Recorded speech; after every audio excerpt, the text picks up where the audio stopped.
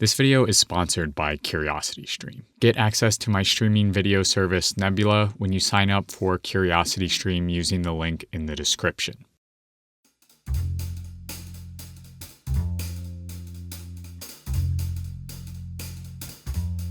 About a month ago, Jeff Bezos announced that his company Amazon donated $1 million towards the Australian fire relief efforts. For the average person, 1 million Australian dollars or 690,000 US dollars is an extremely generous donation because, let's face it, that's a lot of money. But for Jeff Bezos, whose wealth hovers around $110 billion, it's not.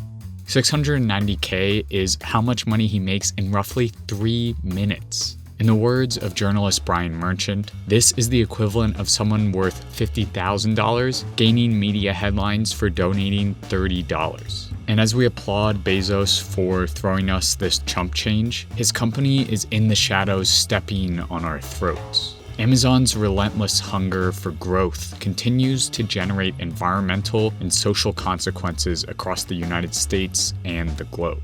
For that reason, it's important to take a step back and understand how Amazon's business practices create this environmental and worker strife. So today, we take on Amazon. Mountains of cardboard and thousands of tons of carbon dioxide in the air. These are just two of the environmental consequences of the convenience Amazon provides. The massive e-commerce company exploded in size over the last decade, and with that size comes more shipping, processing, web storage, and a plethora of shiny new electronic toys, each with their own contribution to the growing problem of climate change. So first, let's start with one of the core strategies of Amazon's convenience-based business model. Its tireless efforts to ship items from their warehouses to customers' homes as fast as possible. Although Amazon provides a spectrum of shipping options that range from slow to fast, its now 150 million plus Prime members can enjoy the perks of free 1-day or even 2-hour shipping if they're in the right location. These extremely fast shipping models not only lead to more vans and trucks on the road, but also fuel a growing transformation in consumer behavior that trends towards overconsumption. Amazon successfully eliminated all the barriers of shopping so that the instant gratification of one-click shopping and quick shipping means that our distant wants can easily be treated as our immediate needs. But Amazon claims that they're doing an environmental service by streamlining this shopping process. They're replacing the multitude of trips customers might make to brick-and-mortar stores with the efficient route of a single Amazon delivery van. While that may be true for Amazon's slower shipping options, it's not the case for the Prime 2-day or fewer options. I did a whole video on online shopping, and needless to say, Amazon is doing more harm than good. Their growing fleet of small vans and trucks are adding to the rapid growth of the transportation sector's emissions, which sits at 29% of the United States' total emissions. And according to a study by data analytics firm Fast Markets, online shopping added 1.5 million tons of cardboard demand to the market between 2014 and 2017. Civil engineering professor Ardesi Fagri put it best in an interview with the New York Times. Online shopping has not helped the environment. It has made it worse. On top of creating a company that satisfies your every want in a matter of days or even hours, Amazon also deals in the business of web services. Amazon's data centers compete head-to-head with Google's and Microsoft's for cloud and web hosting, but they are far behind their competitors in terms of sustainability. While Amazon has announced a goal of reaching 100% renewable energy by 2030 and net zero carbon by 2040, the specifics of their plan are hard to find, and progress towards reaching those goals seems slow.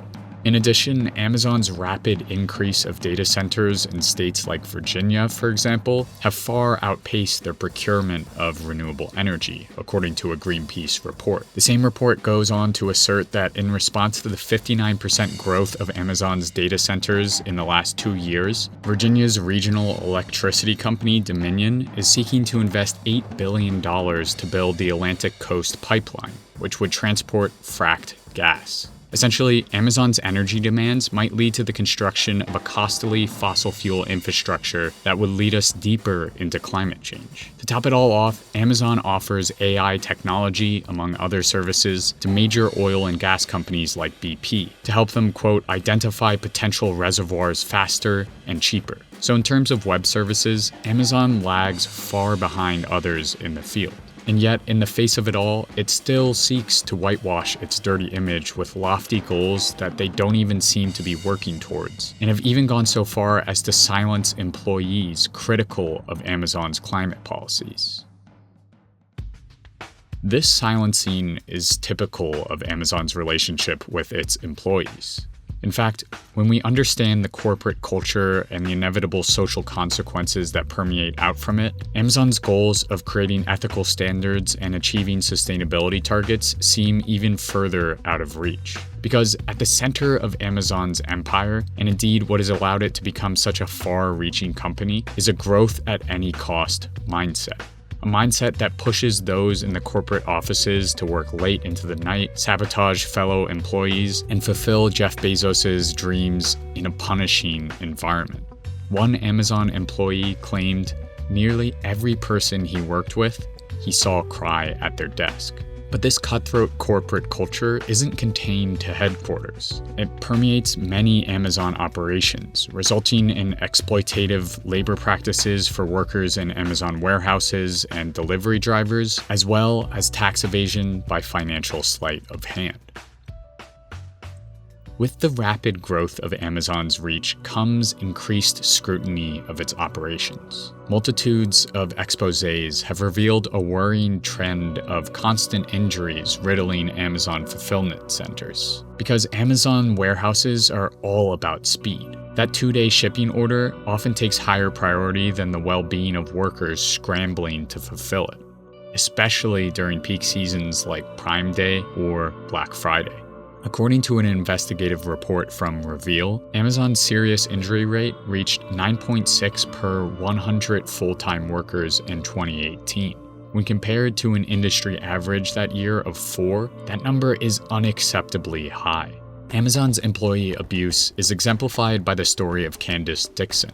Reveal states that Dixon worked at Amazon as a quote-unquote stower. Every 11 seconds, she had to grab items from moving warehouse shelves, scan them, and then place them in the correct bin to hit her quota. If she didn't keep up that pace for hours on end, she could lose her job. As a result of this ruthless pace, which at all times was being monitored by managers via Amazon's proprietary app, Adapt, Dixon was forced to move at an unsafe pace, sometimes jumping to high shelves or sacrificing the health of her back to haul heavy bags of pet food from the bottom shelves. According to Reveal, after just 2 months of working at the Amazon warehouse, Dixon suffered a back sprain, joint inflammation, and chronic pain that, according to an Amazon doctor, was 100% due to her job. Employees across Amazon's fulfillment centers have voiced similar complaints, like Kay Johnson. My knees, my back, my hands, they're never going to be the same anymore. All because of Amazon, Each paints an ugly picture of a company that treats its employees less as humans and more as easily replaceable parts in a large, speed-hungry machine. Another part of Amazon's strategy of growth involves the expansion of their delivery services. If they are able to control the last stretch of the shipping process, the logic goes, then packages can reach customers at an even faster rate. But as Amazon replaces more secure driver jobs at services like USPS with part-time contractors for programs like Amazon Flex, they can get away with providing fewer and fewer benefits to their employees. While Amazon does seem to be creating jobs, the caliber of those jobs in terms of stability and pay can vary greatly. One Amazon Flex driver in the San Francisco Bay Area admits how hard it can be to deliver for Amazon. You barely make enough as it is, and then given the cost, wear and tear on your vehicle, and just the low pay and everything, it's hard to make a living. According to Business Insider, Amazon also outsources some of its employment of delivery drivers through third-party courier companies they call Delivery Service Partners, or DSPs. This means that while Amazon controls the routes, packages, and basically everything else, the DSPs set wages, benefits, and insurance. So theoretically, the wage could fall well below the often touted $15 an hour Amazon minimum. This kind of corporate loophole is again mirrored in Amazon's tax history. In fact, it seems like exploiting tax loopholes is their bread and butter. In 2017, Amazon paid $0 in federal taxes. In 2018, once again, it paid $0. And now for the 2019 fiscal year, Amazon is finally paying taxes, a whopping 1.2% of its income, a percentage well below the already minuscule 21% average corporate tax rate. So when it comes to the Amazon model of growth and speed, yes, they are providing unprecedented convenience to customers. But to reach that level of convenience, they must sacrifice environmental health, step on the back of workers, and ultimately rob the American public through tax evasion. When we look at corporate behemoths like Amazon, a cold truth comes to light. Companies this large wreak havoc on the environment and their workers with impunity, all in the name of growth. And we swallow these bitter consequences because they give us sweeteners in the form of convenience and job growth. Yes, we certainly should avoid shopping with Amazon if possible, but ultimately it is not our fault that Amazon decided to embrace a business model that sacrifices workers and environmental health in the name of growth and speed. To truly make sure that companies like Amazon don't work employees to the bone and pollute the atmosphere into oblivion, regulatory bodies need to act decisively. This means a global crackdown on tax havens and loopholes, strong support of workers' unions, and just climate policies that hold the health of the world on equal footing with the money in corporate accounts.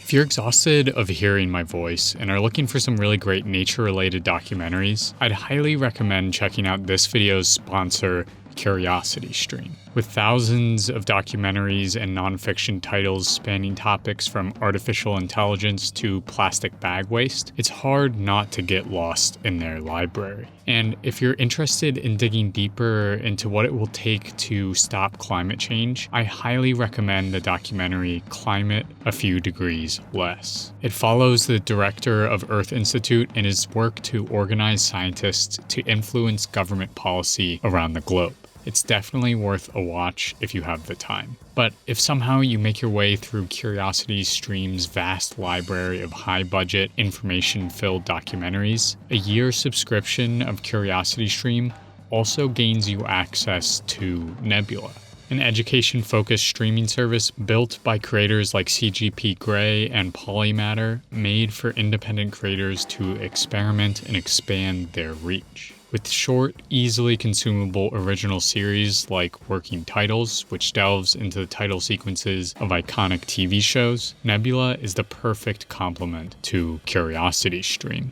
So if you want to access thousands of top-tier documentaries and you want to support and watch your favorite creators like me, head over to curiositystream.com/OCC and plug in the offer code OCC to sign up for a year of CuriosityStream for as low as $2.99 a month. And because CuriosityStream loves supporting independent creators, that yearly membership comes with an all-access pass to Nebula for free.